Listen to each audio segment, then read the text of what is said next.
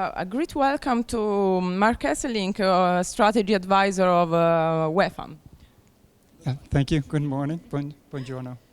Can you explain to us what are the standards of UEFA in choosing a technical sponsor?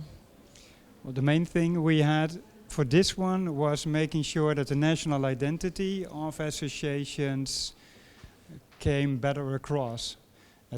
Before that, we had pretty much standard kits for our smallest associations, but we weren't really satisfied, and the associations neither. We needed really something tailored.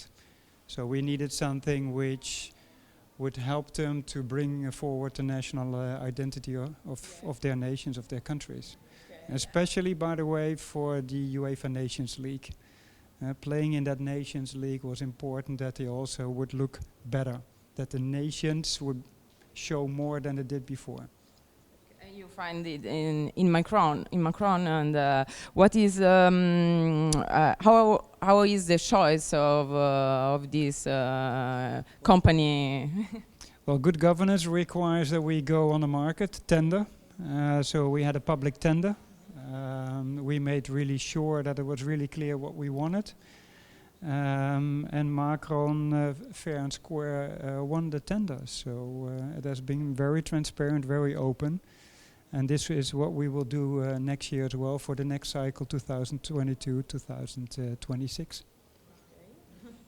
What does it mean for clubs or organizations like UEFA to carry out the marketing activities, also engage in social responsibility projects, just like you did with Macron? Sorry.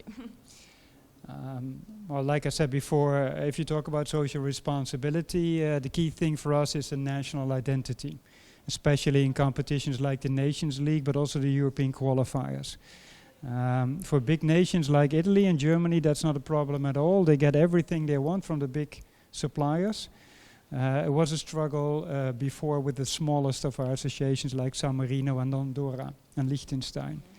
Now, so they also wanted their fans and their governments to be proud of that they represent their nation. I mean, for instance, when you talk about Liechtenstein, I think you think about banking, maybe mountains, but not football.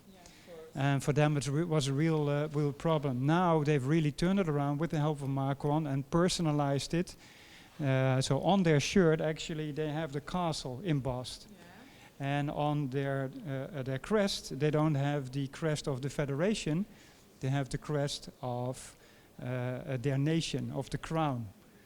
And this is really, for me, that's the example of being the ambassador for your nation, and that's a form of social responsibility as well. It's a small thing, but top sport is all about details, and this is one of those details, and Macron was perfect in helping us with that. Thank you so much. Thank you for coming to